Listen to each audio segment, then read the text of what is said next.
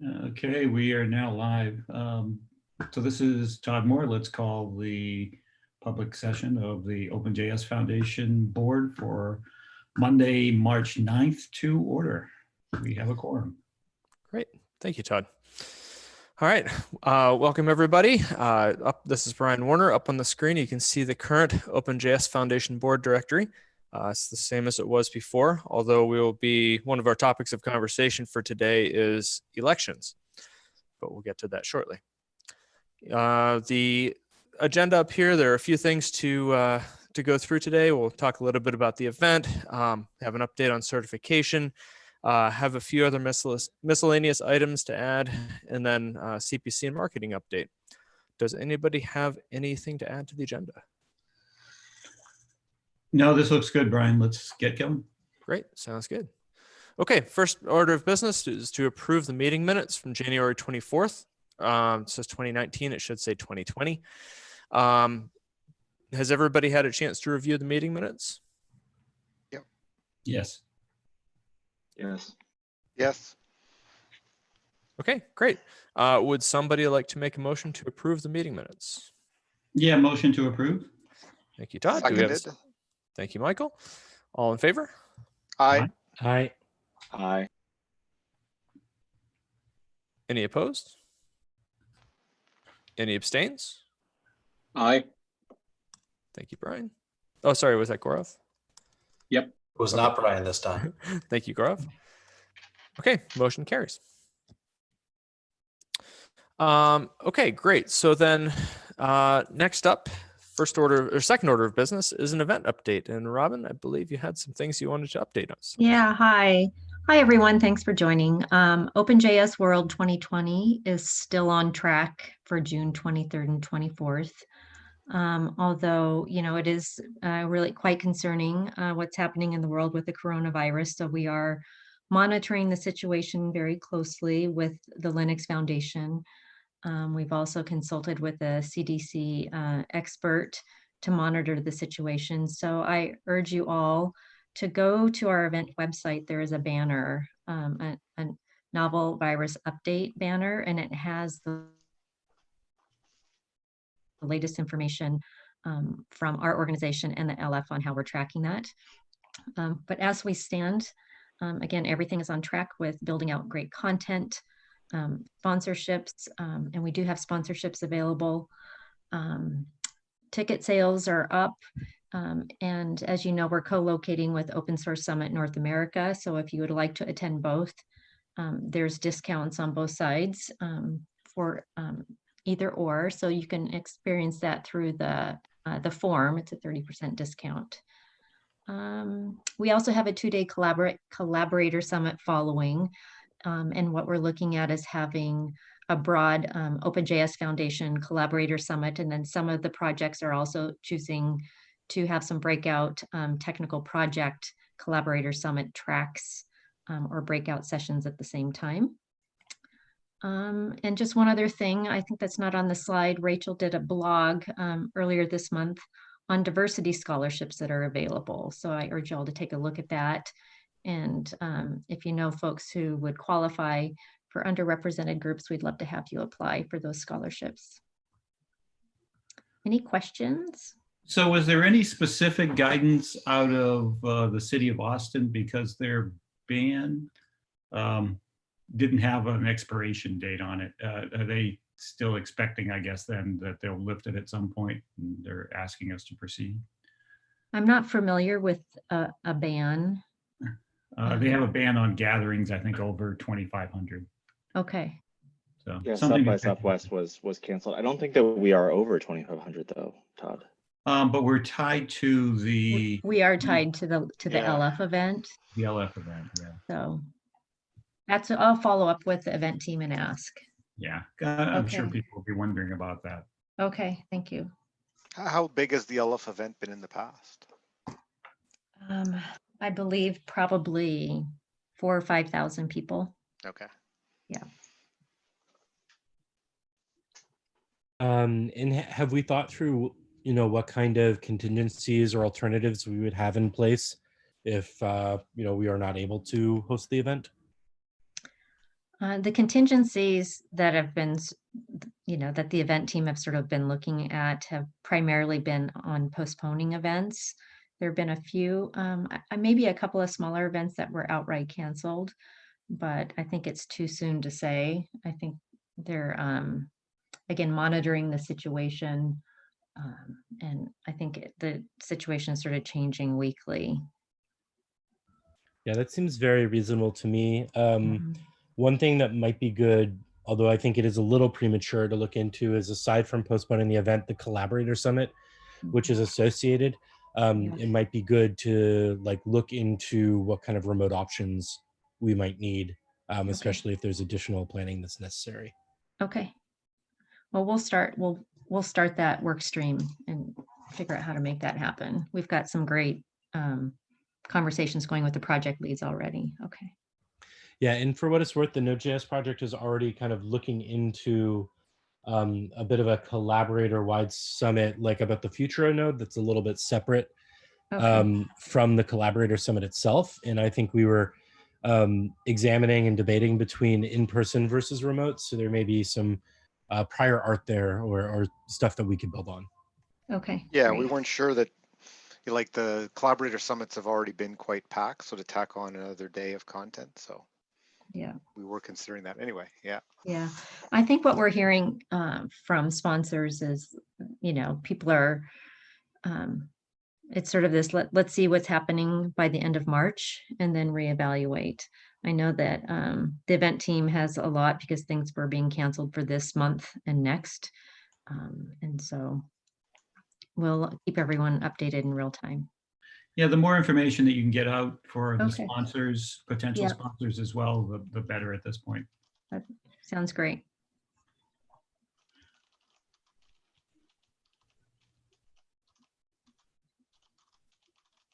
Okay, do we have any more Okay. discussion on this? Okay. Robin, one more, maybe going back and hitting this one more time. Where's the best place to go for information on this? Most up-to-date information on OpenJS World?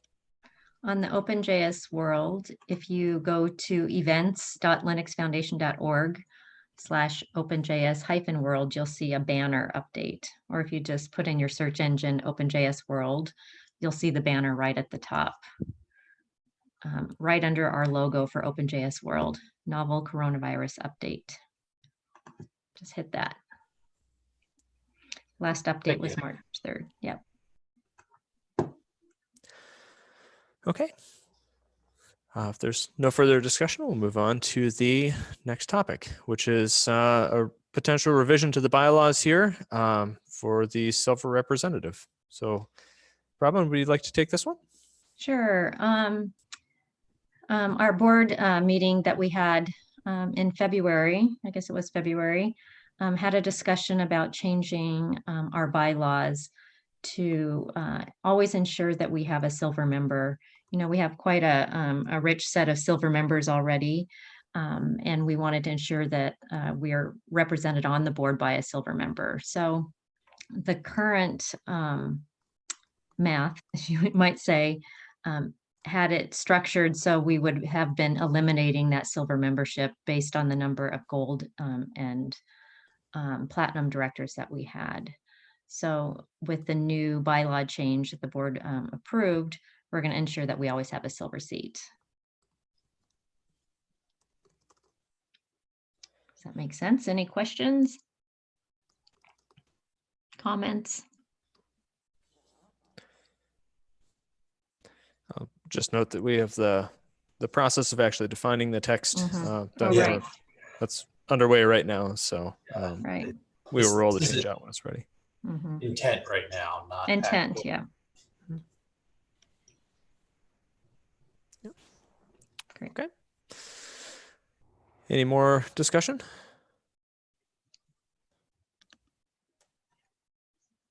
Okay. Next item, directed funding policy, another topic from the last private session of the board.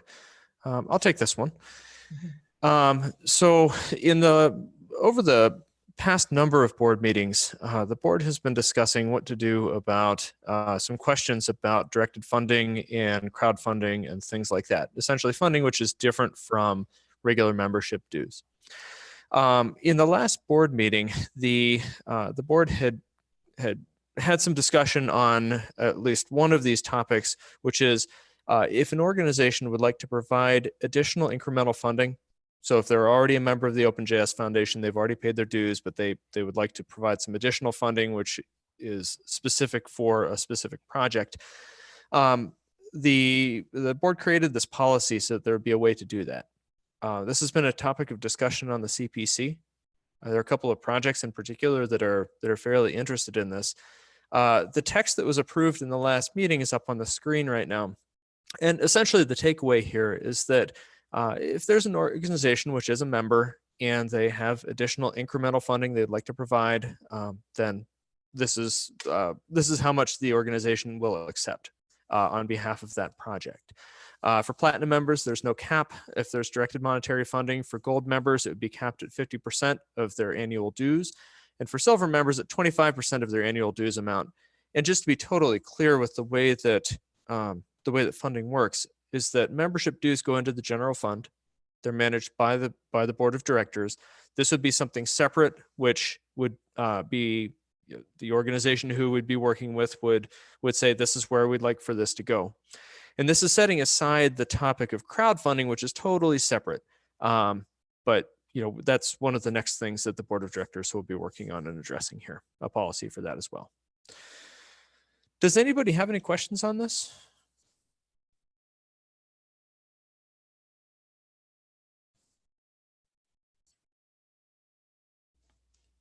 Okay.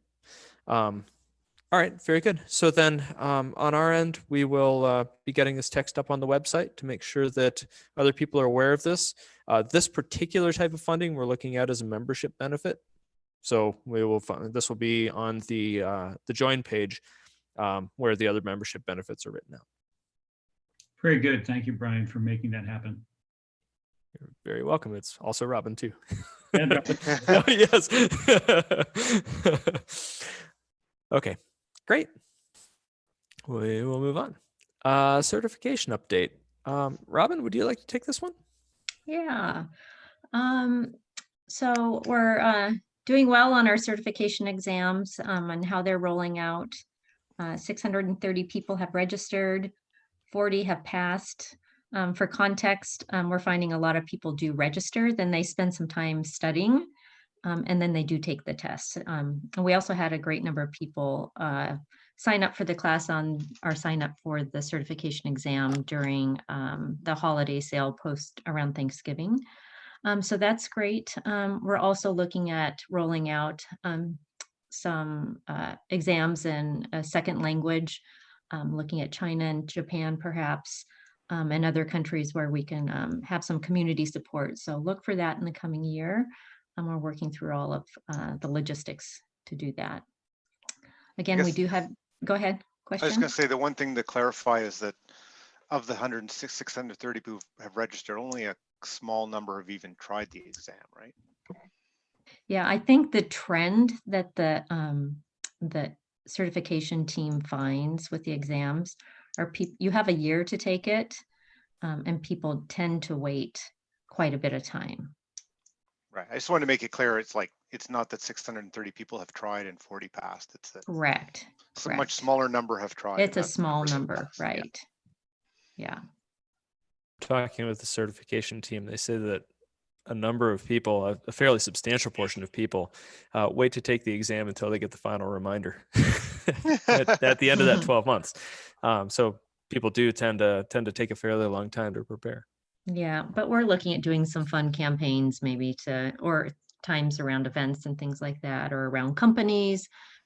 So maybe you're all studying at the same time, taking at the same time. So we'll work on some great, marketing campaigns with Rachel and team on that.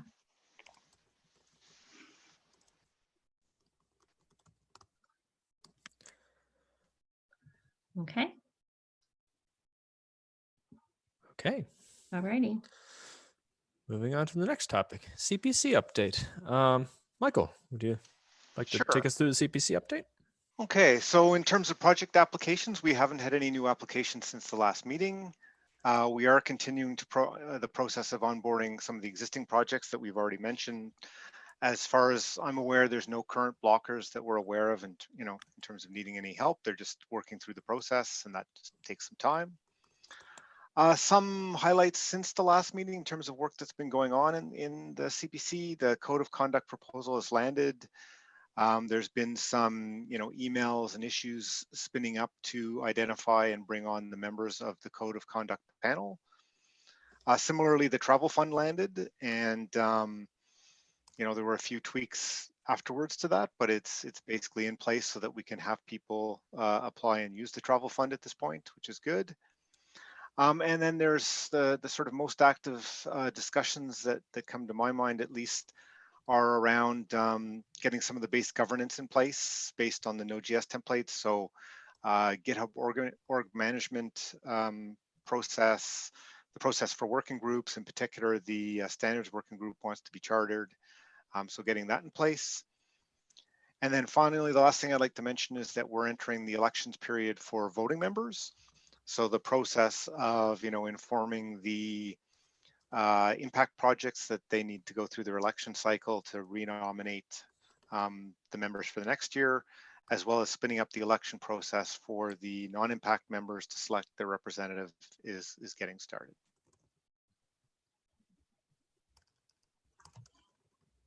And I think that's what there is for the CPC update this week.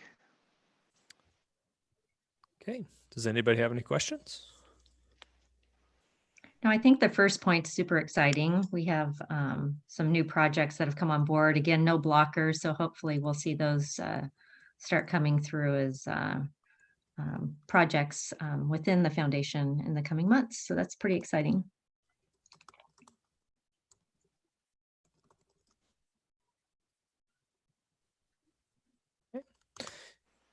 Any further comments?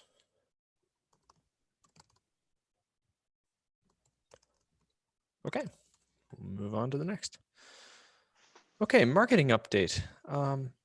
Without Rachel, Rachel's on PTO this week. Robin, would you like to take this? Yeah, sure. Yep, Rachel's got spring break. So February, a great busy month in the blogging world. So thanks to everyone who worked with Rachel and the team on this great content. You'll see the views were quite strong throughout the month and really kind of holding strong. Again, I think December, the high point with the conference, but really great to see all the wonderful stories coming out from the communities. And, we do have some support on this. So if you all have something you'd like to blog on, or somebody doing something great with any of your projects, please let us know. And Rachel and team are always ready to highlight those. Next. Website metrics are still growing strong. I know we're going to be digging into some more telemetry on some of this data as it's coming through, but it again is really holding steady for particularly for a month without any major announcements or conferences. So this is good news. Next. Sorry. That's all right. Social media. Again, holding strong, 89% positive. I don't know what those extra percentage points can be attributed to, but great things coming out of the community with a high number of engagements, 2.3 thousand, and strong positive sentiment. Next slide. LinkedIn is, again, sort of a relatively new social channel for the OpenJS Foundation. And so working on understanding that platform a little bit more to grow its readers. Rachel held a really great marketing call with just great participation from so many member companies and project leads, where a lot of ideas sort of came through on how to really boost some LinkedIn and YouTube audience viewers, I would say. So what do we think drove the spikes, Robin? On February, I think if you go back to the blogs, that really sort of drives it. And it could just be sometimes, I think some of the thought leaders, like it was the team in Colombia doing the work with the women, the young women in the community, any sort of great projects. Actually, sometimes those little behind the scenes that Rachel's been amplifying from the conference were really popular, just those little short snippets. So, I mean, I think what we're finding is anything that's sort of personality driven beyond the announcements really, and anything that sort of tugs at the heartstrings a little bit on doing great things with your technologies are where we see more engagement. Alrighty, cool. Mhm. Thank you. I still think we have some room for doing things that are more technical. Like I think, take some of your documentation, how-tos, and do a 1, 2, 3 series. Those play well as well. So we can mix it up.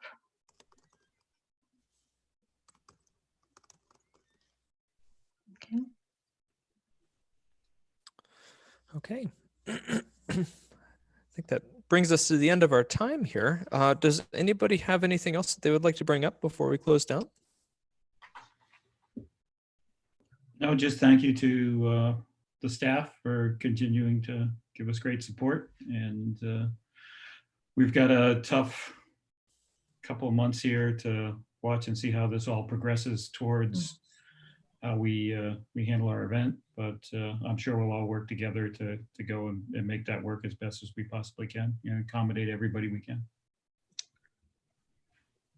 Yeah, committed to great programming, whether it's in person or digitally, I think is what we really need to strive for. So Yeah, excellent. Hear, hear. Yeah. Okay, with nothing more in terms of new business, thank you all, and we'll officially call the OpenJS Foundation Board meeting closed for today. Okay. Thank you, Thank you. everybody. Bye.